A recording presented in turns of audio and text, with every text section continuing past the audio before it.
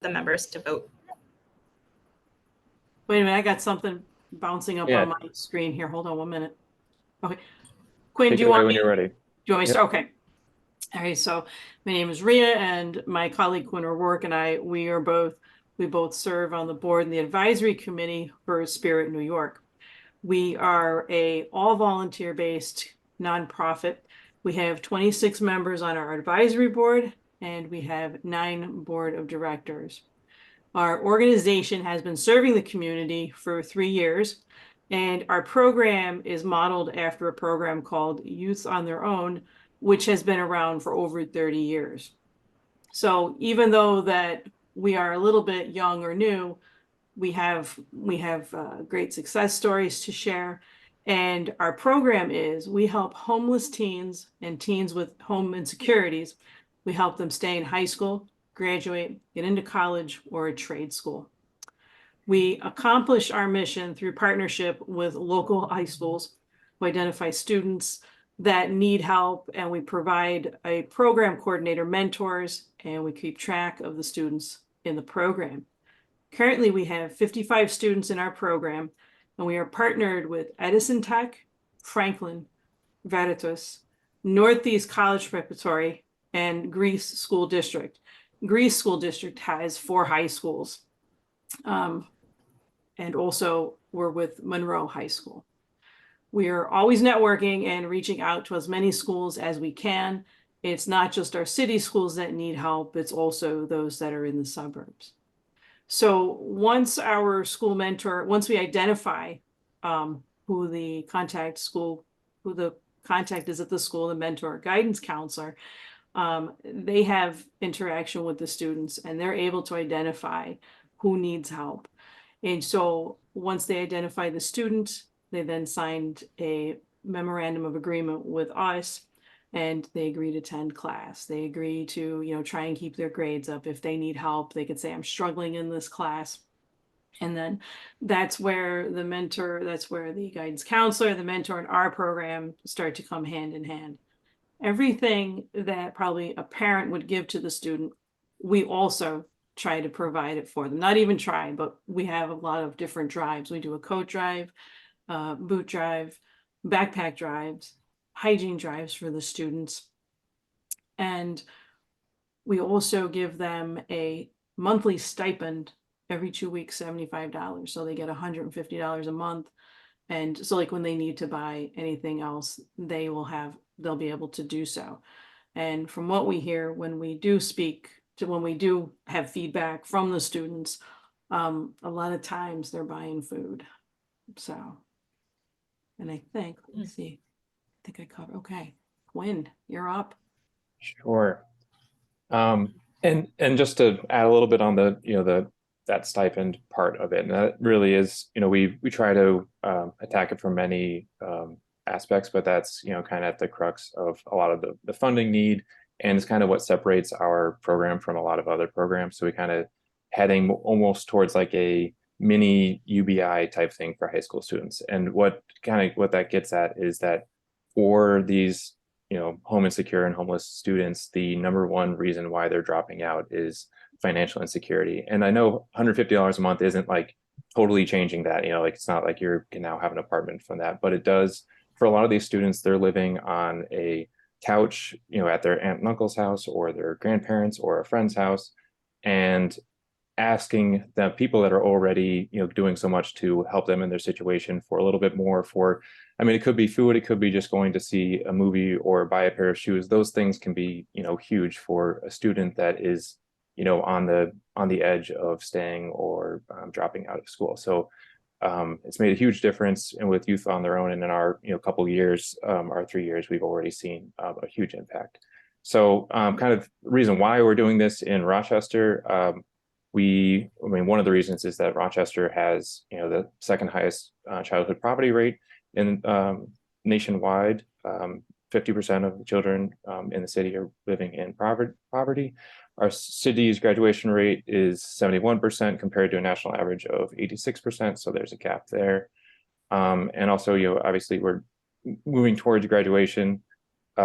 is kind of one of those gates that allows students to continue on to that next thing. Once you don't graduate, it kind of your chance to continue in homelessness basically triples, and then that cycle starts over again if you're not able to clear that gate.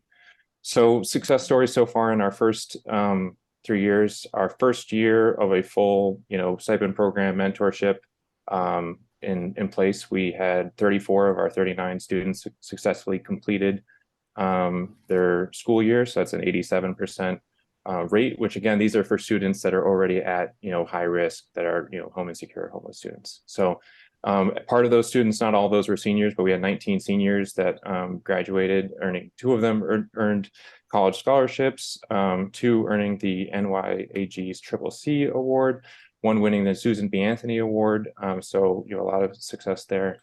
And we had a collective GPA increase of 50% from the previous year. So we had a huge jump. Oftentimes that was from 0 students that were just basically were dead in the water. This hook got them back into school and got them to actually complete a school year.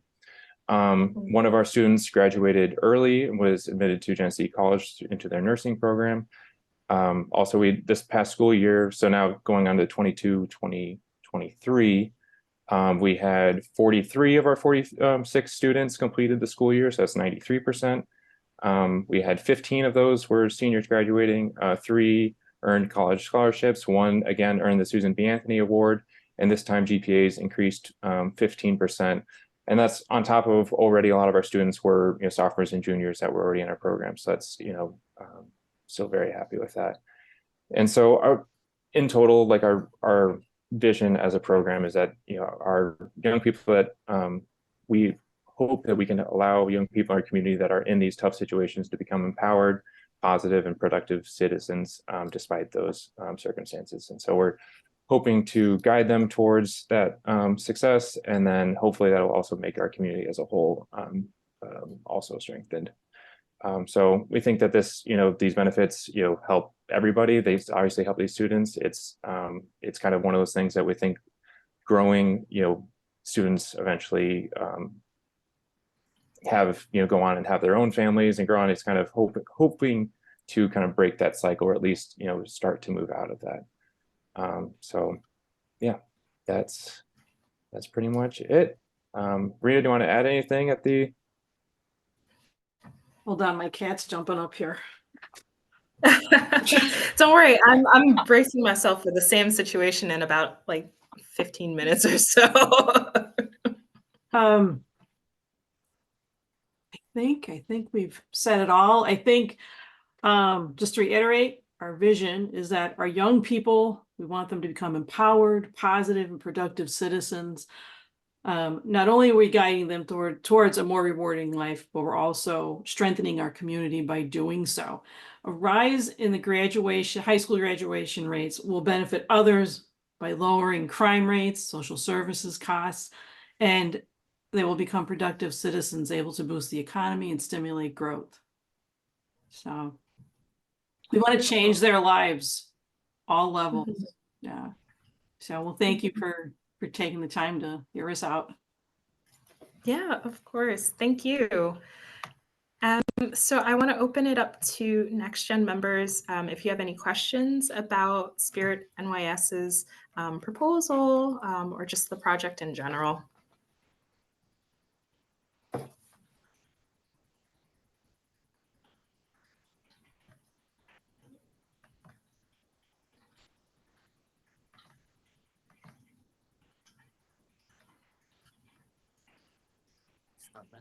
If no one has any questions, the question that I've asked, to all groups is, of course, we'd want to, leave this meeting with an award of 3,000. But aside from that, what are other, needs that you have, that young people could possibly support, that NextGen members could possibly support for your organization?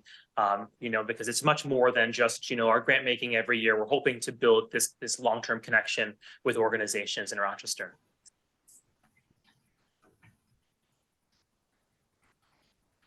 Sure, I can jump in. So there's a couple different aspects where people can get involved, or where help is definitely one is just spreading the word, getting people to learn about our organization, what we're doing. That's huge. And then we have a lot of clothing drives, toiletry items, sanitary items, things like that that is very much appreciated. We have notes of encouragement, notes going to students during key parts, usually before finals, and at sometimes during a midpoint in the year. So those things are little things that may seem small, but they make huge differences to people in tough situations. And also, we are looking for people to join advisory boards, help out in other capacities, moving towards.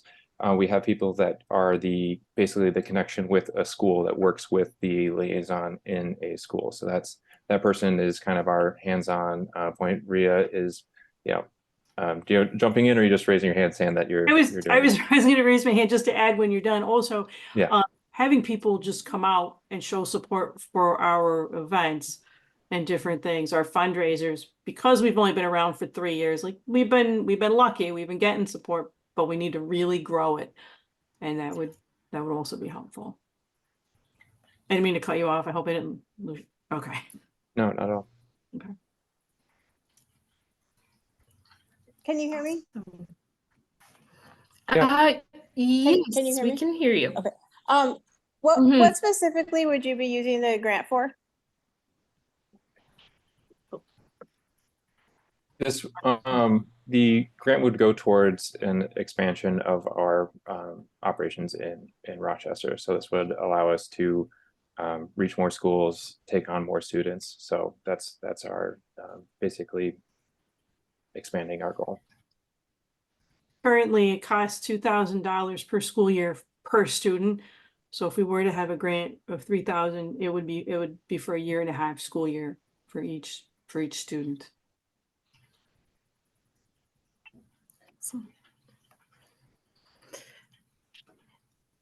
Any other questions for Spirit NYS?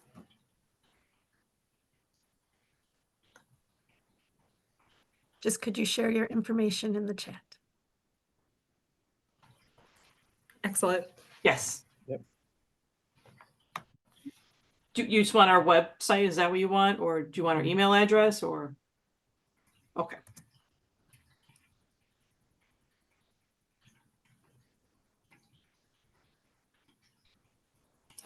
Wonderful. Thank you so much for presenting about your organization and the project. So our next presenter will be the local sound collective. Nice. We're up, Riss. You ready? Yeah. Nice. Let's do it. Cool. All right. We're gonna share our screen if that's cool, Don. Yeah. We're just Let able to me do give that. you Nice. one moment. I'll give you some co-host privileges. Oh, I think I took the privilege. That was even okay. Oh, Cool. that's okay. Got the privilege. Okay, cool. Awesome, everybody. Well, once this loads up, thank you so much for sharing. That was awesome to hear. And also I love the appearance of the cat because I felt like that was the icebreaker that we needed with the cat in the picture. I was hoping my dog would come up and just kind of set the tone. So that's great. But yeah, thank you everybody for having us. My name's Ray. We're here to present on the Music Maker Scholarship Fund that we're looking to put in place for 2024. Really quickly though, before we get into that, we'll say our names again. I'm Ray. And I'm Rissa. And we both work for the Local Sound Collaborative, which if you're not familiar with the Local Sound Collaborative, it's a pretty new music nonprofit. We were founded in 2022 around my dining room table over a plate of warm blueberry muffins. And it was basically a bunch of different artists and creatives that were coming together after the pandemic and all the things that had happened in the pandemic that were so hard for a myriad of reasons in a lot of people's lives. But in particular, music, a lot of our work went away and a lot of our purpose and meaning and ability to gather, right? And so we got around the table and we kind of all shared about, why we loved being a part of the Rochester music community so much, but also the challenges that we faced and reflected on the amount of organizations that are here that do great work in the art scene, but kind of got to a point where we said, is there something specifically just for music that's doing things for music to create opportunity for music? And so from that conversation around muffins, which was a very wholesome beginning, we had a dozen more meetings with dozens of more artists, and had this idea to create an organization that was for musicians, by musicians. So this is how our journey began. And since then, we're gonna turn 2 years old in April. That's wild. We're turning 2 in April, and I can't believe the amount that we've gotten done. And I would love at the end to share more about some of these other programs. Also, in that last presentation, I loved hearing about UBI work. One of the first programs we started was an artist grants program, which gives no strings attached grant payments to artists to pursue their craft each year. So that's our flagship program. We also run events, but I want to use the bulk of our time to talk about our music education offering, and specifically the Music Makers program. So this was the first music education program we came up with. We're pretty keen with our board and our staff to try and always think of programs and initiatives that we're going to be a part of, that there really is like a significant gap in what's being offered in the community. And there are so many great music schools and music teaching facilities out in our community. But we saw something, that there was a gap in the early childhood space in terms of daycares and early learning centers, that they didn't have music teachers on staff. And so we came up with this program called Music Makers. And basically it's for kids ages 2 through 6. We do a lot of percussion work. They do singing, they do dancing. And it's a ton of fun. It's 30 minutes of music chaos. This morning, we might have had 40 kids in one classroom, which was bonkers, over at the Baden Street settlement. But it's so fun. Now, after a year and a half, we work with 15 schools that are being served currently, which is about 350 kids each month, and still growing. And all of these programs, since we've launched, have been offered at a sliding scale rate. So, I imagine most of us are familiar with what that is, but basically we say, hey, this is the flat rate of what we would hope to get from one of these. Tell us whatever you can do. And we've never said no to anybody, because we just like to say yes more, which has been great. So yeah, why we do this program, right? We are really big on asking ourselves that, we don't try to do things just because we think it'll be fun or we think it's going to be awesome. We want to do it with a purpose. So clearly we have 3 different stakeholders, and clearly our first and biggest one are the kids. Riss, what do we hope that the kids get out of this program from your perspective? So with the program, in local sound, we have 3 C's, which is confidence, creativity, and connection. And those are 3 things that we hope that we instill into our kids when we're doing Music Makers, so that they will be confident to express themselves in a new way and let out their inner creativity. Like, we kind of let them, kind of guide us to what they want to do, what they want to learn, what they want to sing. And we also like making that connection with them through music, and also like seeing them connect with each other in the classroom. Yes. Yeah. And then secondly, there's just added on perks that we've seen since doing this program. Schools and teachers, right? Like, we're living in a time, we just talked about how when we were founded, we were coming out of the period of the pandemic where there was a feeling of a ton of burnout and a ton of exhaustion in the music scene. And, I would argue another group that comes to my mind almost as rapidly as teachers, right? Like, there are so many things that we're asking of teachers in this day and age. And something that's really great about this program is that our facilitators get to come in for 40 minutes in a session, and, kind of take over the room and run the activity and give those teachers a break, right? And those schools as well. So none of these schools that we go to, while a lot of these teachers are trying to do basic music concepts, none of them have a music teacher on staff. So we're able to offer that part of the program as well. And then lastly, artists.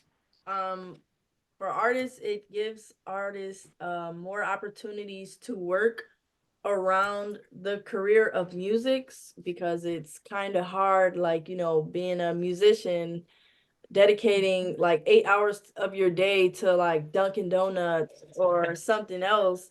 So it's good to give artists like a job around what they want to do in music.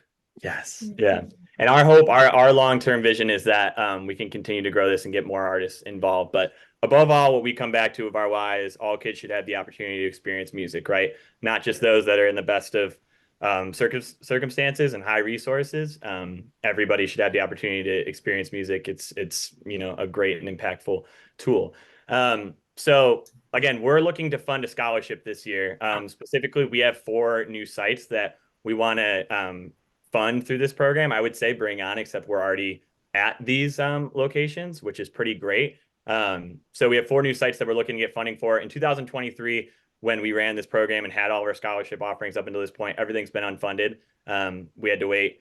I'm sure if anybody has started or been a part of finding a nonprofit, 9 months for the IRS to give you that wonderful seal of approval to get any funding, which was okay. Our point of emphasis was we're going to make this happen no matter what. And so we've had the 4 sites already getting a little bit engaged. We were actually at Baden Street Settlement this morning, but we have full plans this year to kick off regular occurrences at these locations monthly and bi-weekly to serve their kids in music. So you can see the cost per class, the number of classes offered, total cost for 1 year, as well as the actual funding that we've secured from this point from the ESL Foundation, which has been incredibly useful to us as, again, a small organization that has a very, very small team and capacity to do things. But again, like I would say 1000%, we're dedicated and committing to making this program run, regardless of where some decisions might happen today and funding opportunities come up. This is very central to our mission and what we have going on right now. So that's our program, Music Makers. We have a lot of other work going on with the Local Sound Collaborative. We're happy to kind of talk with you about. But in general, just wanted to kind of close. I think when we end our team meetings and our staff meetings and artist meetings, we always try and come back to like the why again and the power of music. And I felt like that would be a great way to enter or exit tonight. I think it's really cool having Rissa on this call. She actually just joined up as our program intern, which is super exciting because I missed having coworkers. And my pitch to everybody, and it's so cool to see folks like Teen Empowerment on here, is that more schools would do so much better off to have young people in the classroom and vibing with the kids in that way. Like it's like been the most powerful connection that I've seen, and why I'm a giant fan of Teen Empowerment too, if I haven't made that clear enough. But Riss, it's really cool that you're here. I just kind of want you to share, like, can you speak to yourself growing up as a kid and what this program would have done for you and why you think it's powerful now getting to facilitate that for kids? Can we kind of end on that note? Yeah, so when I was a little bit younger, in school, like I remember RCSD was going through like some type of like funding crisis, and like initially they were like taking away things that they felt like schools like could go without, and music was one of those things in my school. And it was like it was very like depressing, like especially as a coming up artist, like knowing that I'm into music, like it was extra sad for me. But like even aside of being an artist, like just sitting 8 hours a day, 7 different classes where everything is black and white, put out ready for what you need to do and how to do it. There's no room for creativity. There's no room for expression. There's no room for art or like to be a kid and use our imagination and creativity. So like, and being a part of it now, bringing music into schools and into younger kids, daycares where they don't have that, like seeing like this morning, like there was like a kid, like he was having so much fun and we were just like singing. We were just singing and he was having so much fun. So like seeing that, like just reminds me like daily when I do it like that, this is definitely needed and it's definitely making an impact. I definitely see a change. And from like the first time we come to a classroom to the second time, like there's a dramatic change in the kids. So like it's very powerful. It's very important to have, especially within our kids. Thanks, Chris. So thank you all for letting us speak. Hope we could cram that into the little 5-minute window, and I'll leave up. I feel like we tell a lot of stories, and I know numbers are important too. So I'll leave up the numbers for now. Is that helpful? I kind of have Dawn and Jennifer and a few others on my screen. If you want me to switch, happy to do whatever. But thank you all. Thank you. Thank you for being here and presenting what you all do. I'll speak for myself. Arts education is really important, and I've Risa, I've grown up in similar circumstances. I'm not from Rochester. I'm from New York City.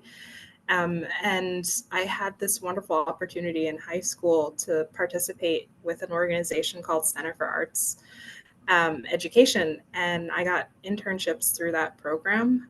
But again, going to public school, funding costs being cut within arts programs. So it was really nice to hear your perspective and to see the work that you guys are doing. So that's just me personally. So I'll open the floor to any questions.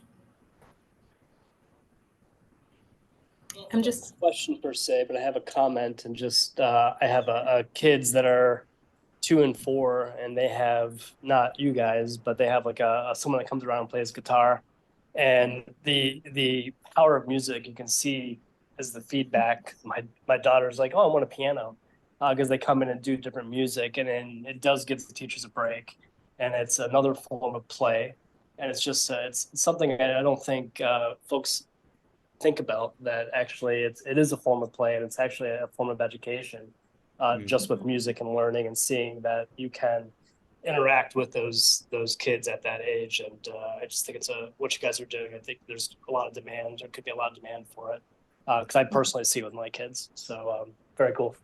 Nice. Thanks for Thank you sharing. for sharing that. Appreciate that.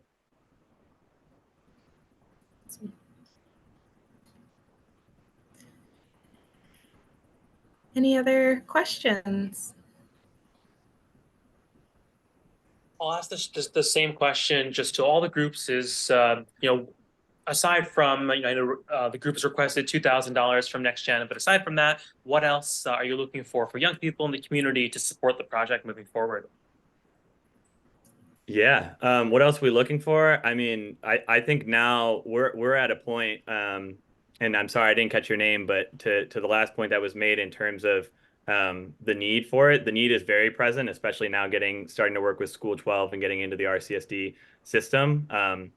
We're going to keep just increasing our capacity to do it, right? And so more schools that you know of, more places that could benefit from this, let us know, right? And we're very excited about growing the program. The program is stable now, which is really awesome to see. And we have great facilitators that are ready to go. So more sites that we can go to and partner with and bring this into them, we would love to make happen. And we got some other things we're working on this year, potentially getting our first physical location, so we don't have meetings around my dining room table anymore. But that's for a later presentation. But any connections, when I think I've kind of caught a theme that we're all from small orgs here and doing a lot of stuff ourselves.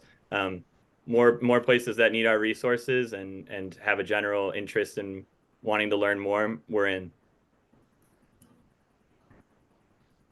What about if there's any artists or musicians in NextGen?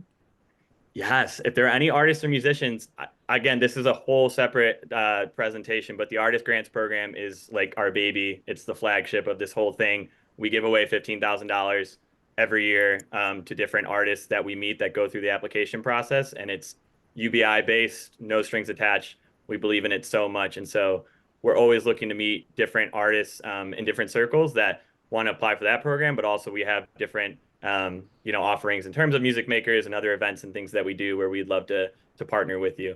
So if there's anybody out there that knows any different artists or musicians in the area that we might not, also hit us up. Can I ask a quick question? Yeah. Yeah, of course. With your group, do you ever need musical instruments donated to your group, or do you already have that in place, or? Yeah. Oh, we would love it. We've kind of worked with the Rochester Education Foundation with getting some instruments donated to us. I know they have a great instrument drive that they do on their own, but we have a lot of individual donors give us instruments. We have a huge need for it. A lot of our kids that we work with are younger, so if we get donated like, a 6-string guitar that's bigger than their body, that typically we just find those in the community to kind of make that one-time donation too. But we've never said no to any instrument donation or stuffed animal or any toy we can make use in our music classes. So anything like that, we'd be super grateful to get to. Okay. Wonderful. Thank you all. Thank you. So I'm going to move along if there's no other questions. Jennifer had the right idea. If you wouldn't mind just putting your contact information in the chat, that would be great, Ray and Rissa. Thank you. So our next presenter is from Keeping Our Promise. Great. Thank you. If you could do a share screen with me. Yeah. Let me give you co-host privileges. One moment.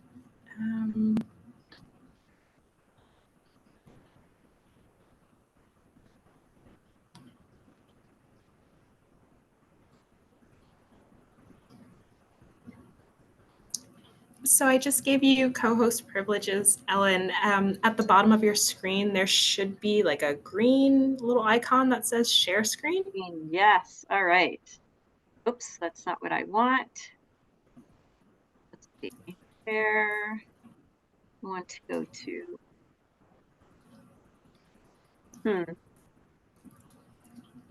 So we can see your screen. It looks like there's a bunch of products with some pricing. Yeah, that's not what I want though. Oh, okay. I'm trying to get back to my Google Doc. Let's see. Just exit that. Thank you. Okay.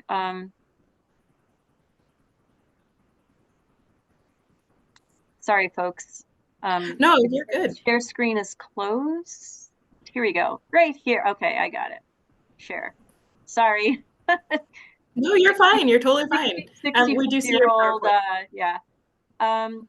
So I am from Keeping Our Promise, and we started this organization. Here we go. Share screen. I just need to get that. So I started this organization not on purpose 10 years ago in March, when a friend of a friend had a friend on Facebook who was a US Army captain, and he was looking to resettle his interpreter from the Afghan war. And I just kind of raised my hand and I said, I have a old farmhouse and I have barns and I can collect furniture and help you out and help you resettle your interpreter from Afghanistan. I had never been involved with the military before. Certainly, I had no idea about Afghanistan or anything like that. And with that, I helped him. He was in Syracuse, and I helped his first interpreter in March 2014 and his second interpreter in August. And I happened to be on vacation after that, and I got a call about an interpreter who was in Rochester and living in very poor conditions, a house with many code violations. He did not have enough furniture. It was a family of 5. They were sharing dishes. They had one small pot to cook with. They shared teacups. And so I helped that one family, and it snowballed to help another and another and another. And by 2015, I realized that there was this need to help Afghans and Iraqis who were coming to Rochester. And you may ask, why Rochester? And the answer is, I don't know. Rochester is one of 21 cities that they are permitted to choose from when they're choosing a resettlement city. So they were coming here without support, and I just found this need to help support these families. So our mission is to provide this comprehensive resettlement services for them. And the people we help are Afghan and Iraqi, and they were combat interpreters. They might have been on the military base. They could have also been at our State Department at the embassy, and they were security guards. They did logistics. They got water, food, supplies from point A to point B without being attacked by the Taliban or fighting against the Taliban or ISIL. We have a lot of cooks that worked at Bagram Air Force Base and the different bases around Afghanistan and Iraq, drivers, and also housekeepers that worked, again, at the bases, or they might have worked at the embassy.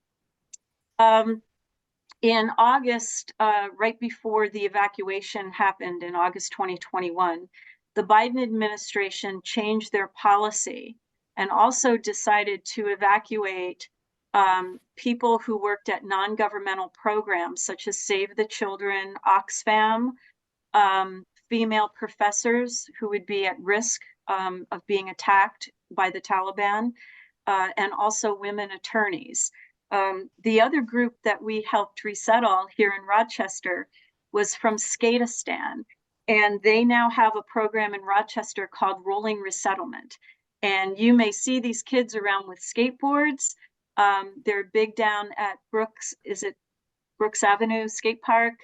They're helping to do more skate programs in Rochester. They currently work out of RIA, the Rochester International Academy, and also the Edgerton Rec Center. They have skateboarding lessons on Saturdays. And I'm really proud of this group and that we could help them come to Rochester and start their program here. So these are kind of the interesting people that we resettled.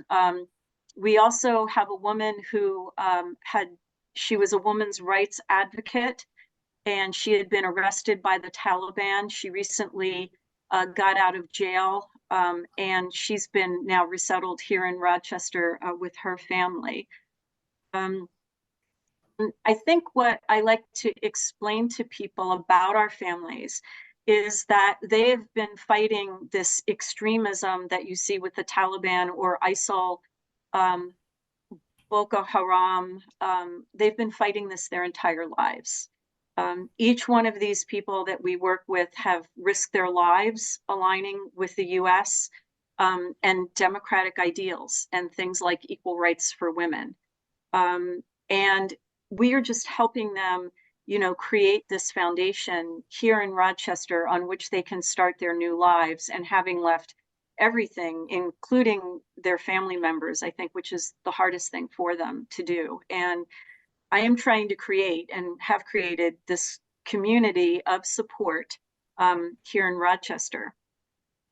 One of the other things that I work on with these families is visa advocacy. I am in a meeting with the State Department every 2 weeks, and we are highlighting people to help.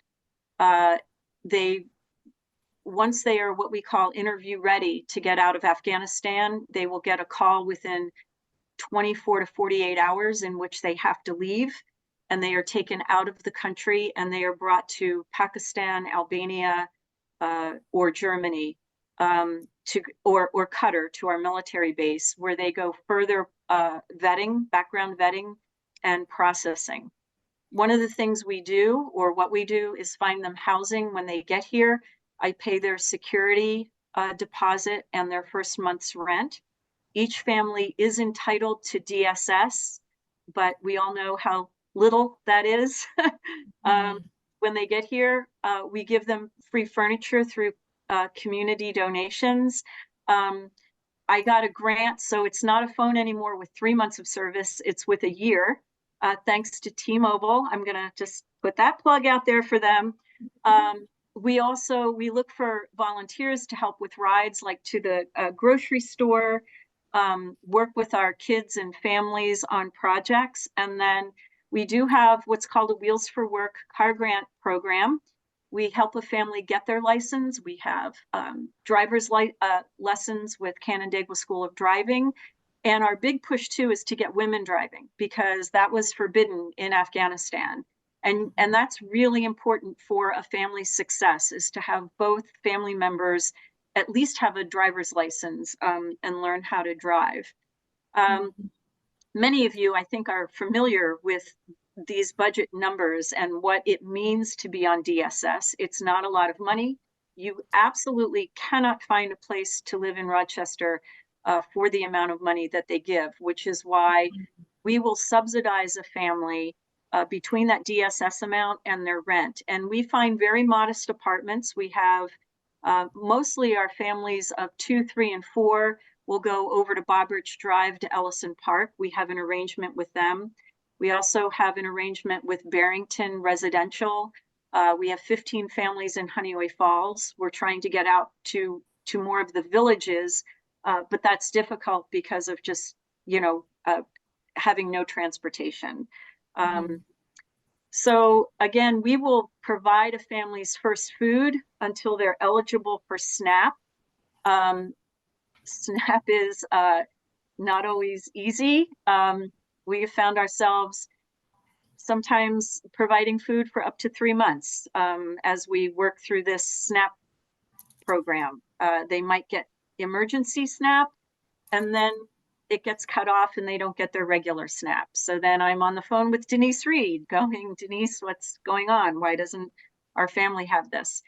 This particular grant that we're looking for is to buy what we call the welcome basket. And it's actually laundry baskets filled with these supplies for a family, because as we know, you cannot buy hygiene and cleaning supplies with SNAP benefits.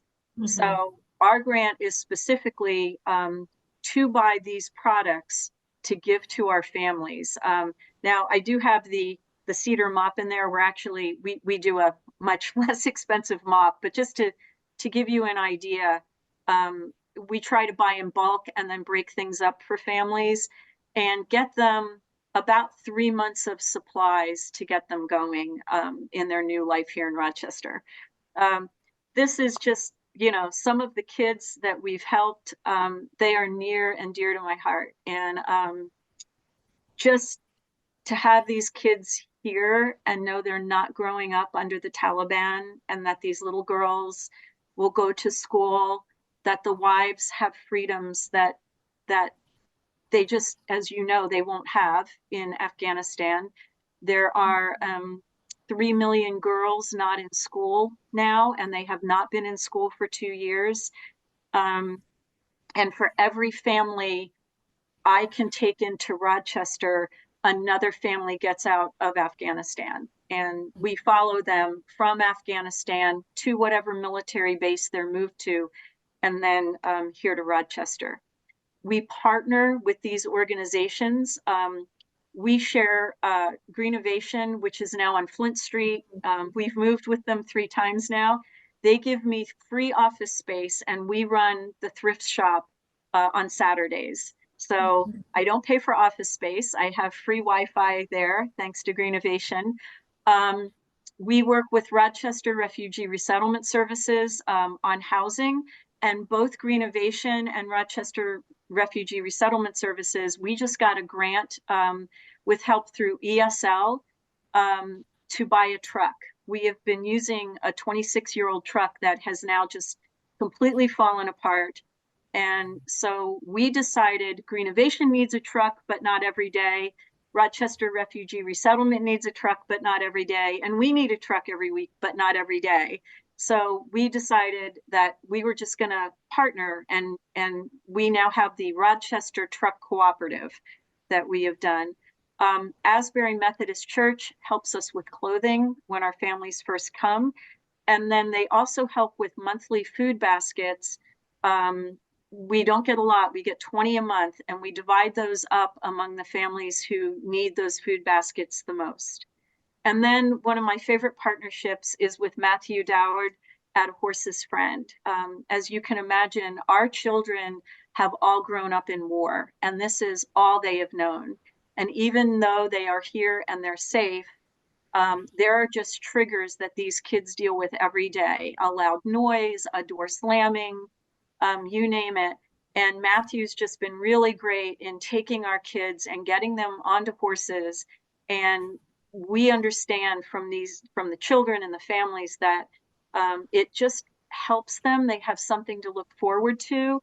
And while they can't speak English, they can learn whoa or walk on and learn that they may not be in control with their lives around them, but they can be in control on this 1,000-pound horse, which is very empowering to these children. So I just want to say that I have no answers for what's going on in Afghanistan, Gaza. I mean, there's things that are just kind of freaking me out. Our friends from Israel getting targeted as well. But my bottom line is from Hannah G. Solomon that I truly believe this. All sense of horror leaves us when we stretch out our hands to help. And these are other kids that were collecting flowers for me at Ellison Park. Last year, we helped 66 families, 250 individuals from Afghanistan. We were supposed to help 31. That's what we had budgeted for. But again, if I say no, then another family, I can't get them out. And my heart is just, I will figure it out. That's my mantra. We reached 30 families. I said, we're doing 50. We reached 50. And I said, we're going to bring in more and we'll figure it out. Baby Omar here on the screen just came on Friday. I could not get his mother and father out in the evacuation. I tried, and they fled to Cyprus. He was born in October and officially stateless. Cyprus would not give him a passport. I spent 3 weeks arguing with the US Embassy, arguing with airlines to get this family here, getting the special permission we needed. And again, they just arrived Friday, and we placed them at Ellison Park Apartments. And I'm just going to wrap up with this. If not us, who? And if not now, when? These families are dying, they're being killed, but we can help them and do our part. And so again, my ask is to help with these hygiene supplies for our families with this grant. In terms of how you can help, and I don't know how to get off of screen share. I think I can help you with that one. So the way that you can help is we're always looking for volunteers, especially those with cars who might be able to take our families to the public market where they can better use their SNAP benefits through the token system. We have museum passes, and if anyone has a car and they're willing to take a family to the Rochester Science Museum or the Strong Museum of Play, you can help set up apartments. Now, the problem with this is it's very short notice. Like, I was told Monday that a family we've been following is coming at 11:30 tonight. They're going to go quickly into a guest house that we have, and hopefully tomorrow or Friday we will set up an apartment for them. So we're working on really short timelines when these families start to move. And the other thing we're doing is we're doing a lot of health workshops, COVID related, domestic violence, stress, just trying to reach out to our families on more health things. And they bring their children, and we would like to have volunteers there to do things, crafts or drawing, or play with the children while we do the workshops with the parents. So that's just another way that you folks could help with keeping our promise. Wonderful. Thank you so much for sharing, and thank you for the work that you and Keeping Our Promise are doing. Thank you. And the Gandhi Center people may see us, because I've got like 15 families right there. My office is on Flint. Yeah. And they live right there. And our guest house, the Gandhi Center is like in the backyard to the side of our guest house there. Yeah. Awesome. So I'll just open the floor for any questions to Ellen. Yeah, Rhea. Could I ask maybe 2 quick questions? You started to touch on it. I'm curious to know what type of medical treatments and services or therapy are you partnered in with a doctor's office or anything like that? So our families go to the Refugee Healthcare Center. But I think what's difficult, especially with mental health, is that's just not in the Afghan vocabulary. And I mean, we just have families that have grown up in war. I mean, before we were there, it was civil war, and then it was war with the Soviet Union. Afghanistan hasn't had peace since the 1950s and 60s. So I think just the hardest thing for our families is the mental health of leaving their families, because their families do not qualify. We've had families that have had to leave their adult children. I have had families choose not to leave Afghanistan because they did not want to leave their adult daughters. And then I've had other families where although they may not be for arranged marriages, they have done an arranged marriage with a family friend for their daughter, like the son of a family friend, because the US doesn't let these young women in if they're over 21. So sorry to interrupt, Ellen, but I just want to make sure we have time to get through the remaining 4 groups. And so if we're able to continue the conversation in the chat individually, that would be awesome. Just want to be respectful of everyone's time. But I wish we could keep going all night, because each group, which would be super important. So just sorry to have to jump in. Great. Again, thank you, Ellen. So I think we'll move on to our next group, the Taproot Collective. Great, fabulous. I will share my screen if you give me one moment to get that set up.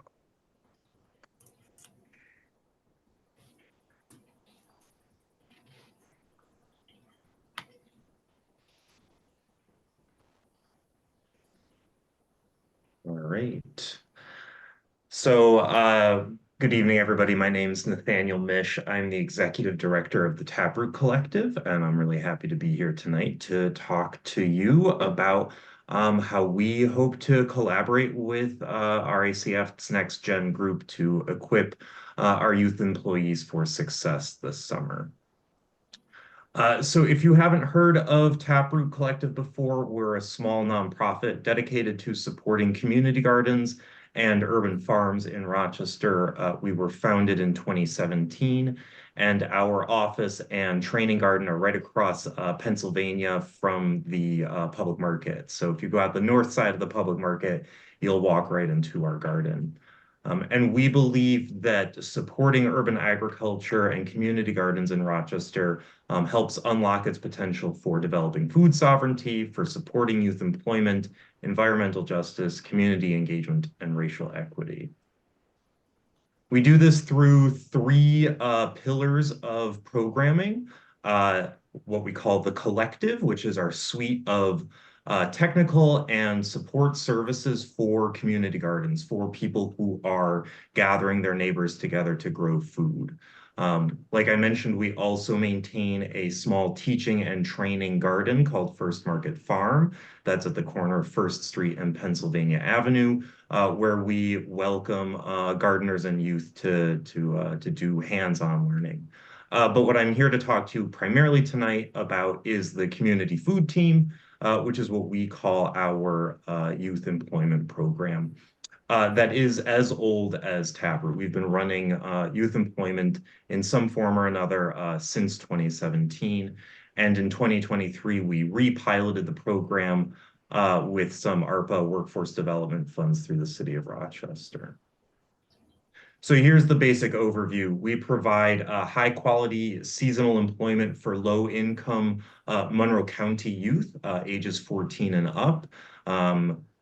So it's mostly Rochester residents, but it's not exclusively Rochester residents. The program is open to any Monroe County resident.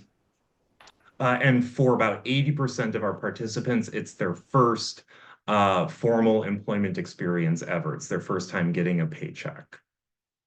Urban agriculture itself is not exactly like a hot job market in Rochester or nationally, but we do skill building and career exposure in agriculture, landscape design, carpentry, graphic design, as well as that basic skill building and community engagement, leadership development, and those really crucial soft skills about just getting to and showing up for work and how to work in a team.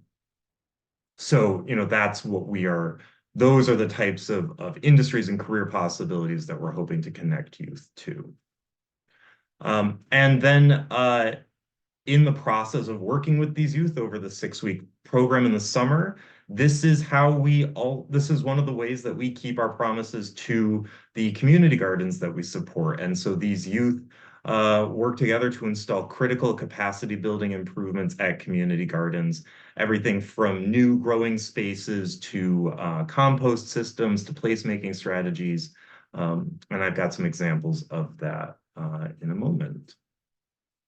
And several of our key partners include the City of Rochester, Rochester Works, which is a local workforce development nonprofit, and then the Rochester City School District as well. So here are some examples of some of the work that we do.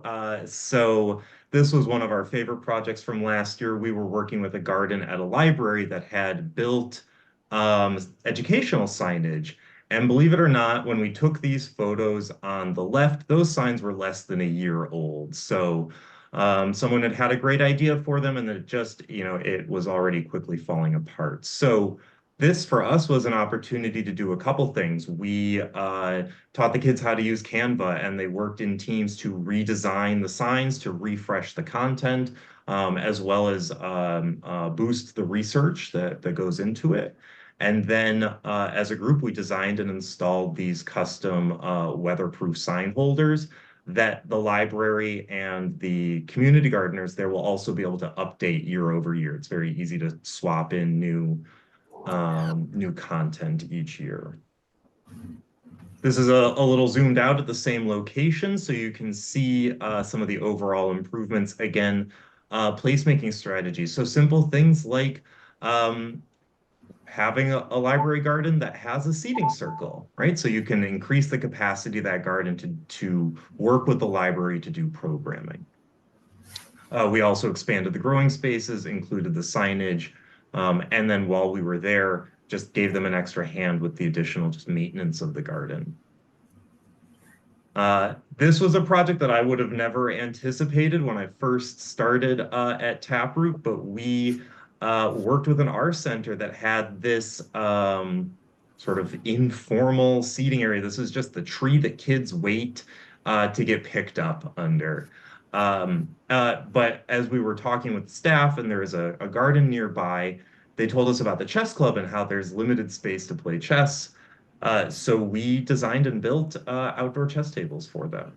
And so this was, not only did our crew get to learn how to do some basic construction, but it ended up being a nice level of task diversity so that it wasn't just all gardens all the time. And at the end of the program, building things like this was far and away one of the favorite activities that our employees reported back to us. Nathaniel, Yes. we just have 45 seconds left. Okay. All right. So the program is growing. We hired 19 youth last year. Next year we are aiming, or this year rather, we're aiming to double that with up to 36 positions. And we're investing over $135,000 of in-kind support with the gardens that we'll be working with. The specific purpose of the funding is we are going to build an inventory of high quality outdoor work and safety gear so that every employee that we have, if they need work boots, if they need sunglasses, if they need sun protection, so that we can eliminate those barriers to participation for them. And so this is going to just increase our capacity to execute the program, improve their participation, reduce weather-related interruptions, and allow us to focus on a growth-focused work environment instead of, I don't want a kid to feel punished in the work environment because they forgot to wear the right kind of shoes for that work day. For our friends in the room, there are lots of other ways to get involved. We're always recruiting board members. If you work for or run an organization that has outdoor focused work like landscaping, we'd love to partner with potential employers for next steps for our alumni, as well as, or if you have a job readiness skill that you would like to, that you would love to help train youth on. And then our contact information here. I also have a brochure that I will put in the chat for you as well. Awesome. Thank you so much. Any questions from NextGen?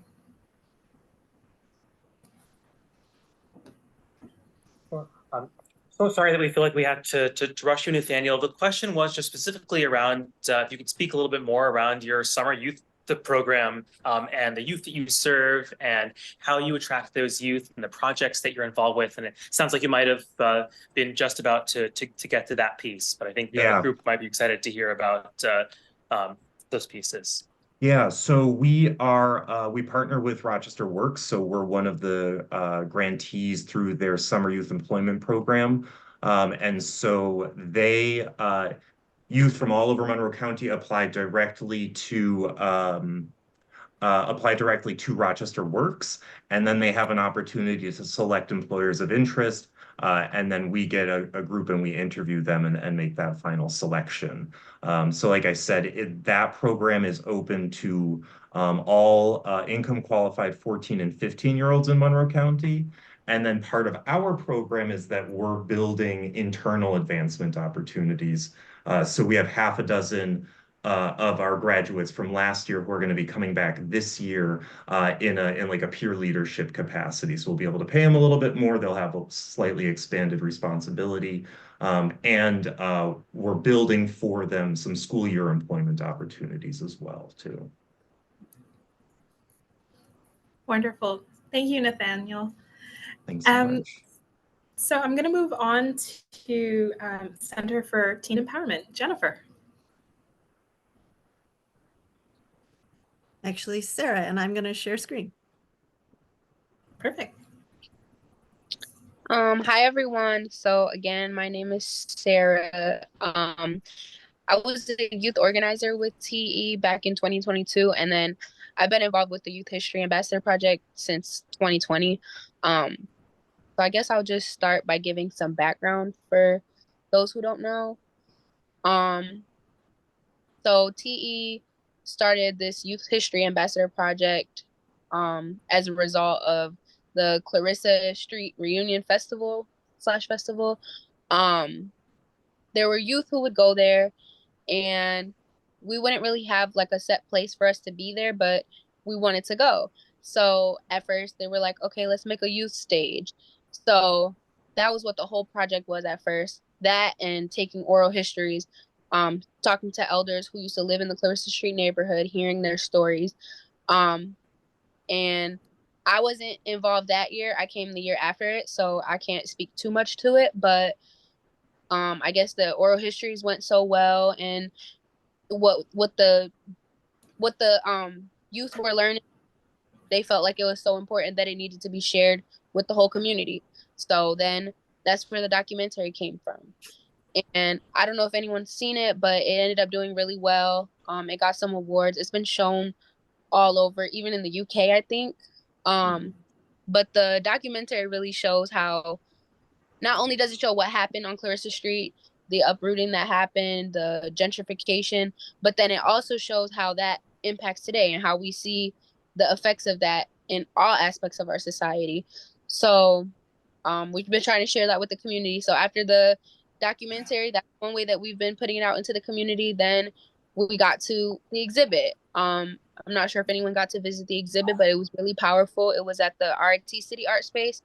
It was up for a little less than 2 months. And we had people from all over the community visit. My school actually took a field trip there.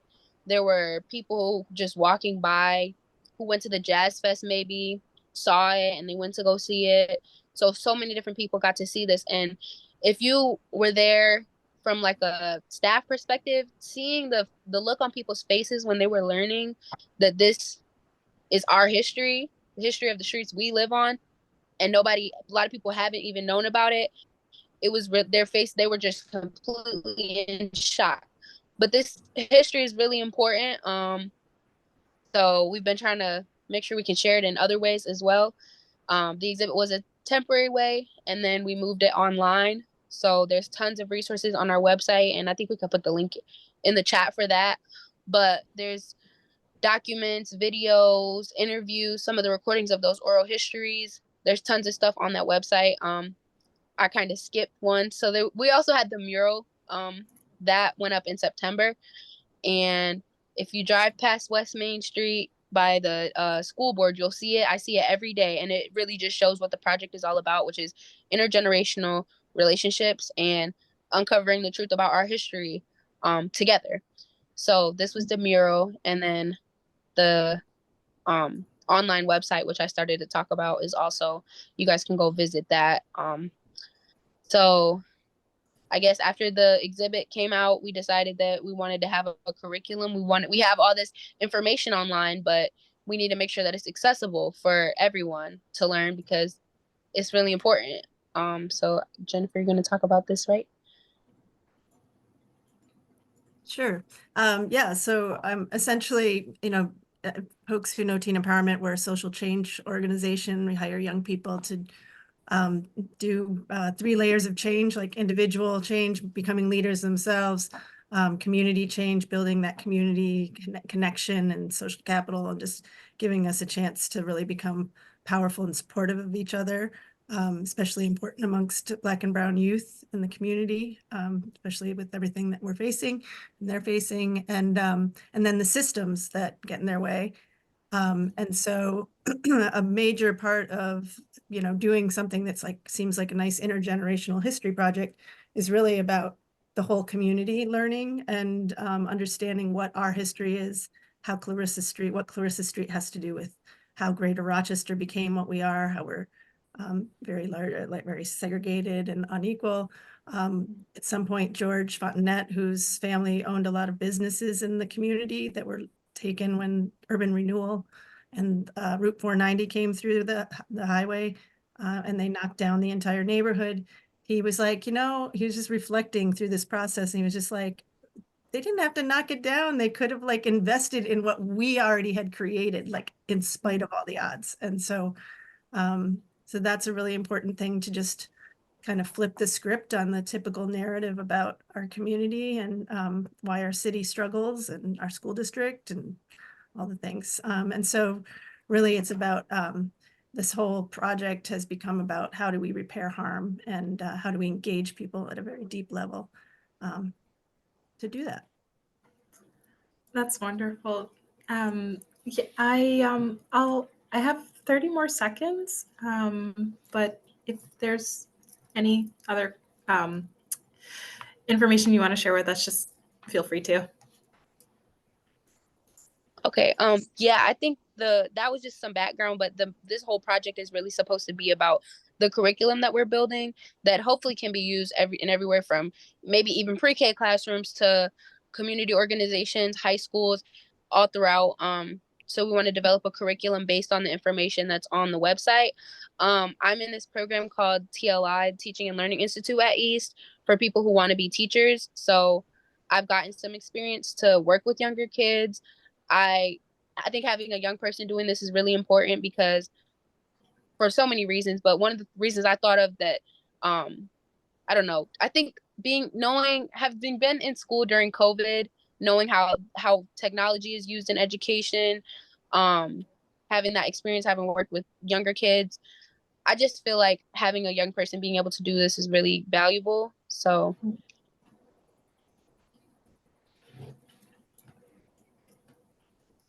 And this and is then what we'll invite you to.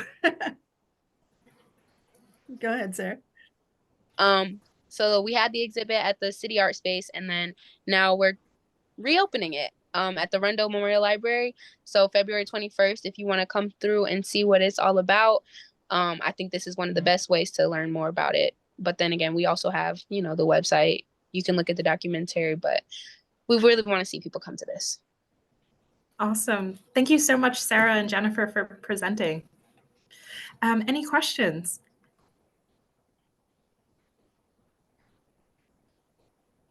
Just curious, Sarah and Jennifer, around what grade levels and what schools and what classrooms you're looking to engage in this project, and some of the activities that you imagine over the year.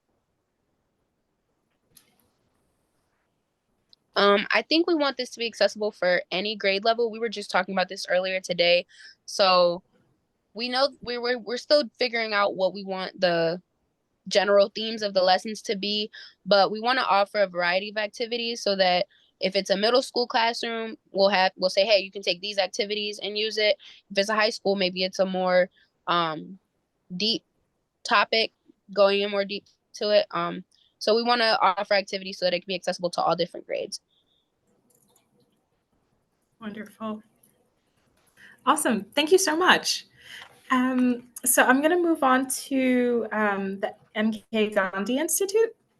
And then after them, we have one more organization. I know we're pushing time now. It's 7, but I'm happy to extend a few more minutes just to accommodate our finalists.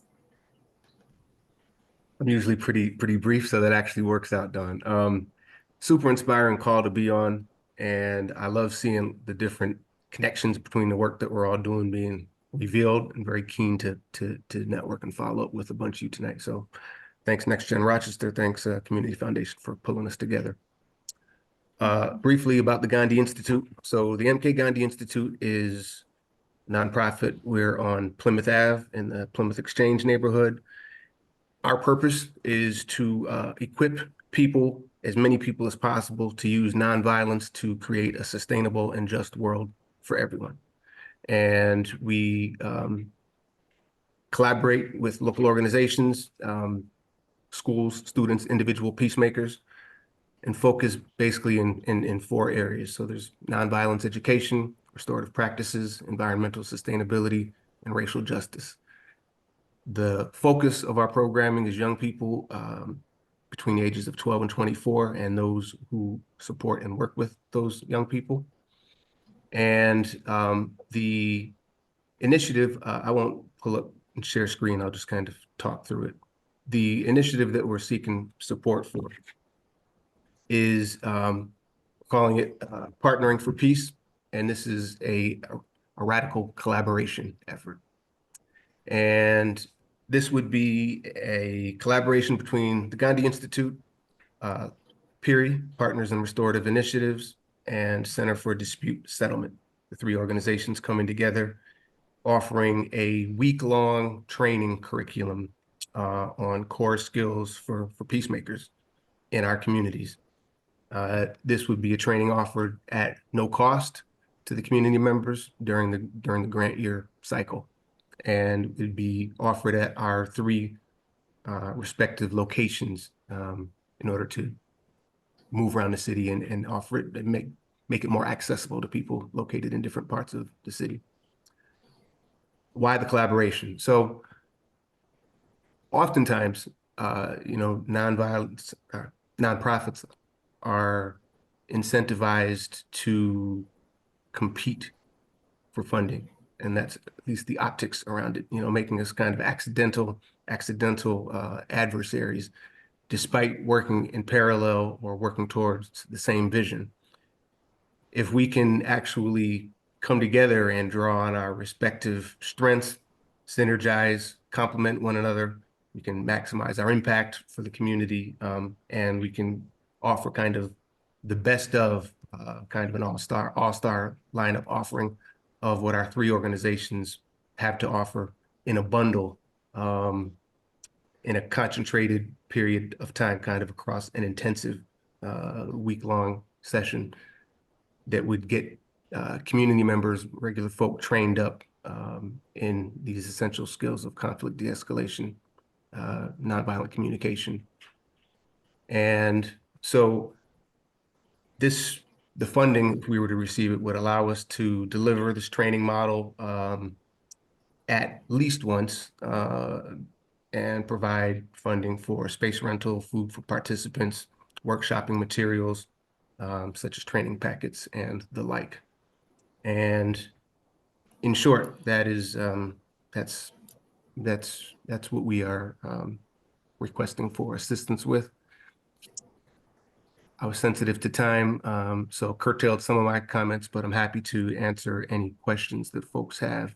I'll just briefly say also that, aside from financial support, the in-kind or other sorts of aid that would help us in this would be, if anyone on the call is connected to additional locations that could serve to house either this training or similar ones, a focus of ours is to reach folk where they are and not have transportation be a barrier. So locations that would be able to be contributed.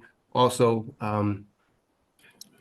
interpreter or translation services for either our workshopping or some of the materials that we make available to the public that are now in English that we're looking to translate and make available in other languages. That would be extremely helpful in kind of advancing this peacemaking initiative. So, yeah. Wonderful. Thank you, Aaron. Any questions? I just want to say, Aaron, that we can offer interpretation in Pashto and Dari. And I would like to talk to you. Yeah, absolutely. We've got talking to do. I was smiling at a lot of what you were saying, Ellen, during your presentation. So we should connect. Mm-hmm. How many participants do you envision or anticipate for the training? Well, hopefully somewhere in the order of 50 to 100. That would be just about the right size for the number of facilitators that I envision being involved. Yeah.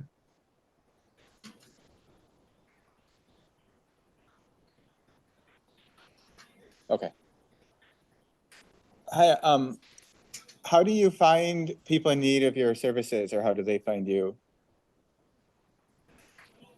Well, we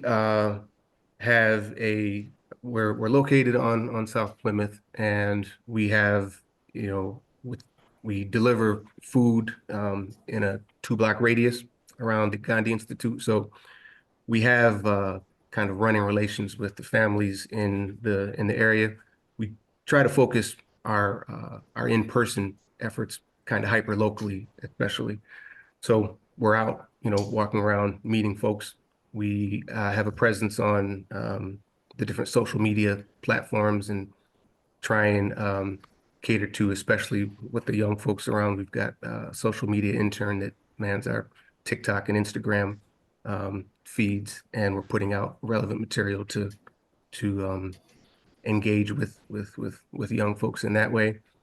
And then there's a lot of word of mouth referral.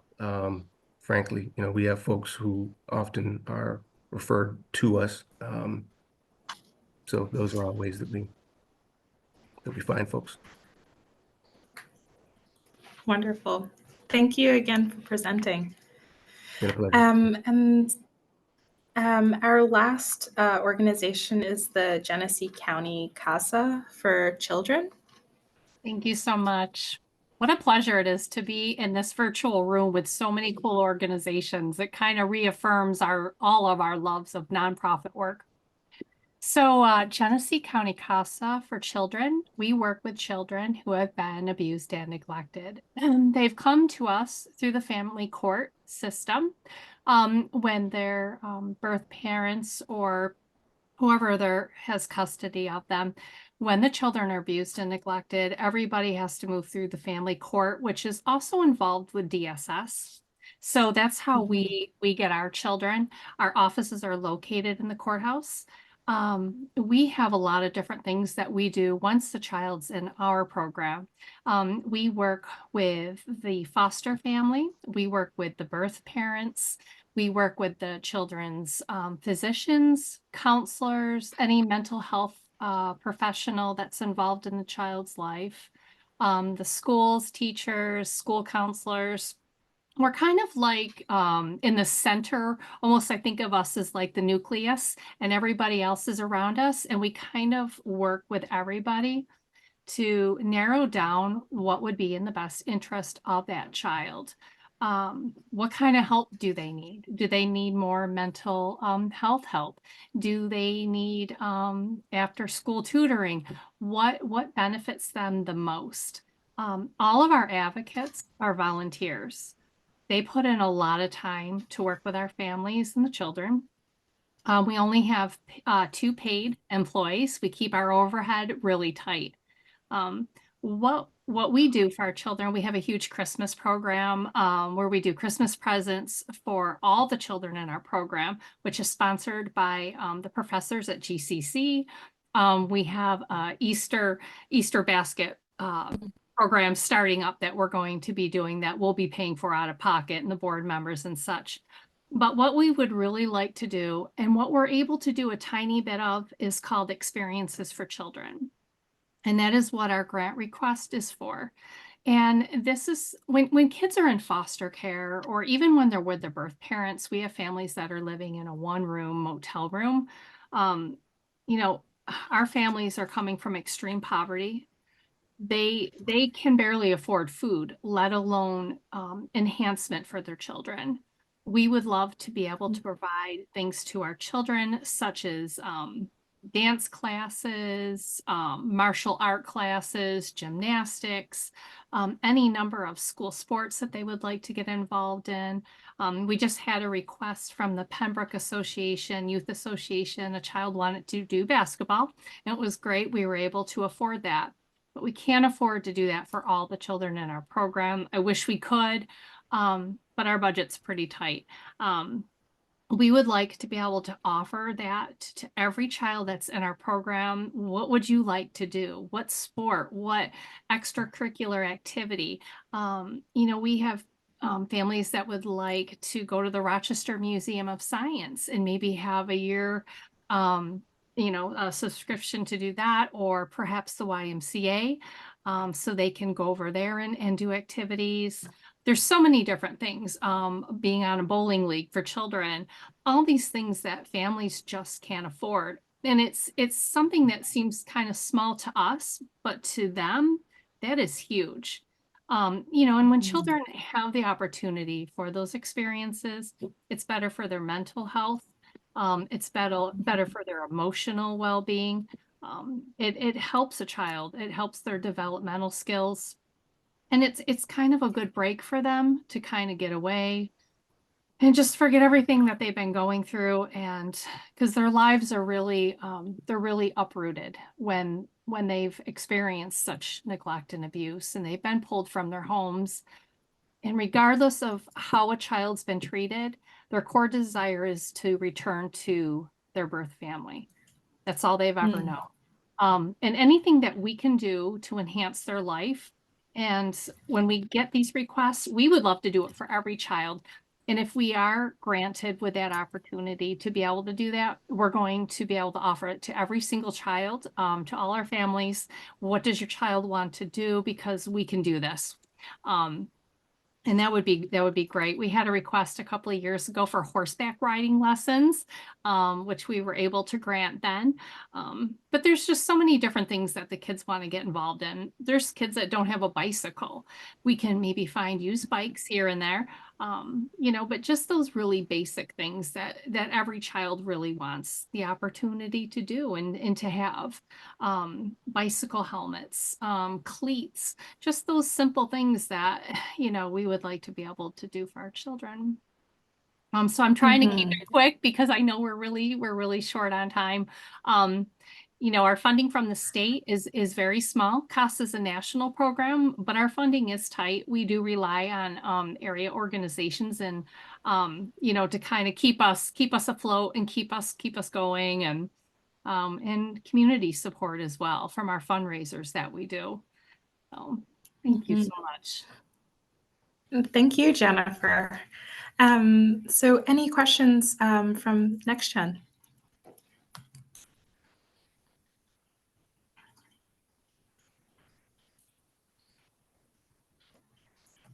You know, a few groups mentioned this in their presentation themselves, but just again, aside from this request, any other ways that people can get involved? I know most of our group is based in Rochester, but we have been intentional about trying to widen our grant making and widen our membership, but there might be opportunities.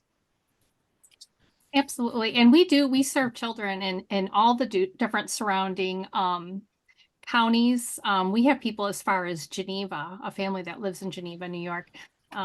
So it just depends where the child's placed or the family member, you know, birth mom or dad is placed. But one thing we're always in need of more advocates. It's, you know, it's a volunteer. You work with the children and all the different surrounding providers, and we always need, and we're constantly recruiting for new advocates. That's really our biggest need right now. Thank you. Excellent. Thank you so much. Thank you. I wasn't sure if we are Aaron or Nathaniel definitely had the opportunity also to share their, needs from the group. But I don't remember. But if there are anything specific, Nathaniel or Aaron, if you wanted or needed from the groups, I think we'd have a moment for that. Yeah, I'll just reiterate that if board membership is something that you're interested in, we are actively growing our board as we continue this transition from being a volunteer-led to a staff-run organization. So if you want the opportunity to be part of really building a nonprofit, there's some exciting opportunities there. And then we'd like to continue to strengthen our connections for our youth with people who can offer training or with people who might be supportive employers after they age out of our programs. So I dropped my email address in the chat as well as a link to our slide deck and the brochure. So there's lots of ways to get in touch with us, and I'd love to hear from you. And on my side, I just mentioned translation and interpreter services, including ESL and any space offerings, so we can offer workshops in a wider areas around the city. Thank you. wonderful. So I think that's the end of our program, unless there's any other pressing items. I think Rohan, you were going to share next steps with the general membership.